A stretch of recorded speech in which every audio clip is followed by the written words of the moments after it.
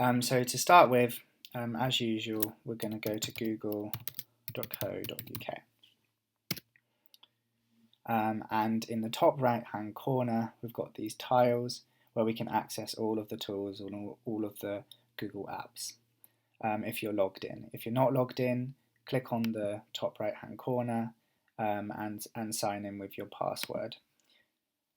So if we just left click on this tile, we can see the Gmail logo here. Left click to open that. So it might take a few seconds to load. And the landing page, if you like, for Gmail is your inbox. So your inbox are where all of the messages and emails that you've received from other people, that's where you'll find them, okay? Because this is a new account, I've only just set it up, I've only got 2 emails, one from Google and one from one of my other email accounts that I've used just for the purposes of this tutorial. So Gmail can store hundreds or thousands of emails, and they will all appear here. So there's the 2 here, but they would fill up and they go into pages as you get to a certain amount. And I can try and demonstrate that a little bit with another account that I've got. I'll just switch to that now, just very quickly, to show you what a more full inbox will look like. Okay, so all of these messages coming into here. Okay. But for this tutorial, we're going to look at how to send emails to other people and have a little look at how to manage your inbox as well. So your inbox, you get to it by left clicking on here if you're not already in your inbox. So say for instance, if you're in the sent folder, to go back to your inbox, it's a left click onto the inbox. So if I just click on more here, I'm just going to show you that there are lots of different folders where you can categorize different emails. Okay, so for instance, the sent is a good example of that, but you can categorize them. But we're just going to focus on the inbox, the basic standard inbox. Okay, so to open a new email, just hover over it, so this one here, and then left click on the text or over the bar, and that will open the full message that you've received. So this one is from one of my other accounts, and I can see the email message here. If I want to reply to that, I click here at the bottom, reply. So let's actually go through that. Let's go through that here. So, okay. So to reply to that, I can say,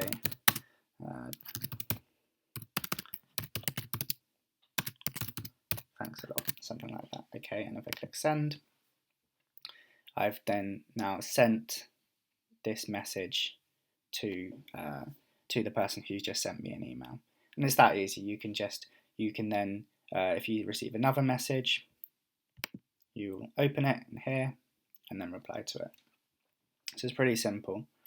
To write a new email to someone else, so you're not replying to them, you're the first one to send it to them, we go to the top left here where it says compose, and you can see this pop-up box has just appeared saying new message. Okay. Now I find it's a little bit difficult to see and use this box because it's quite small. So if you move over to this top right hand corner and you see these 2 arrows, that will put, and you left click on that, that puts it into full screen mode, and it's just much easier to see what you're doing. So what I'm going to do is type in the email address of someone. So normally someone will tell you what that is.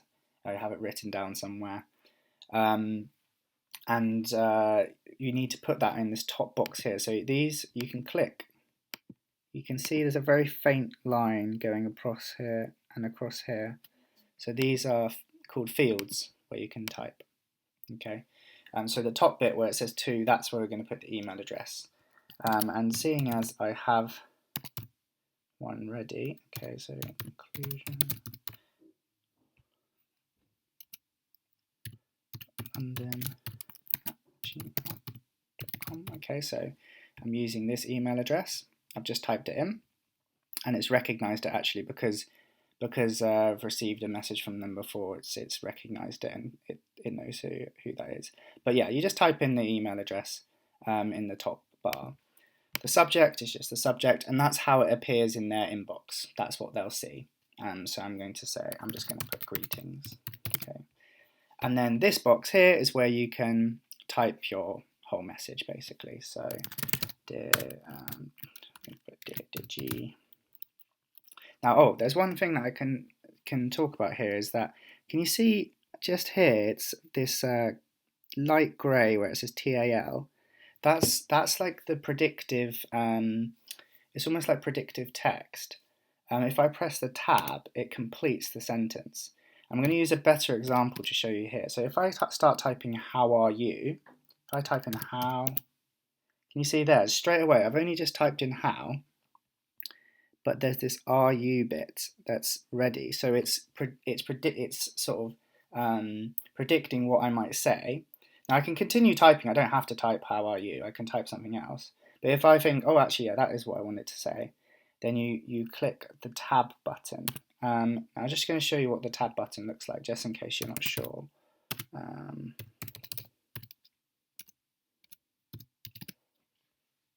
Okay, so this is the symbol here. This is the symbol for tab, and that will be on most keyboards. It will look like that. Okay, so just going back. So that's the complete, I think it's called smart completion or something like that. Okay, this is going to do a short message, and but there's some things to draw attention to. So that's just to write the text. You can write your text into this bit here. But there are some formatting tools down the bottom. And if you've used the Google Docs or if you've used Word before, these will look familiar, and I'll go into more detail about all of the different ones later time. But for now, the important ones are if I highlight the text, so that's left click and then drag upwards so that these blue bits go across. I can change the font, and these are the different fonts that I can use. So let's say Timer, okay. And I can change the size of the text as well. So let's make it a bit bigger, okay. So that's the font and the size. But then there's all these other formatting tools too, which we'll do in another video. Okay. One last bit that's kind of important is attachments for emails. So an attachment is something that goes with your text. So you've got your text where you can say, hey, how are you? Or, I'm interested in this job. An attachment is another type of, it's something that goes with it, like a file. So it could be a PDF, could be a Word file, it could be a Google Doc. And I'll just show you how to use that. So at the bottom here, there's this, and it's a paperclip. And if you click on the paperclip, it will open up a folder in your computer, and you can choose which file to add if it's saved on your computer.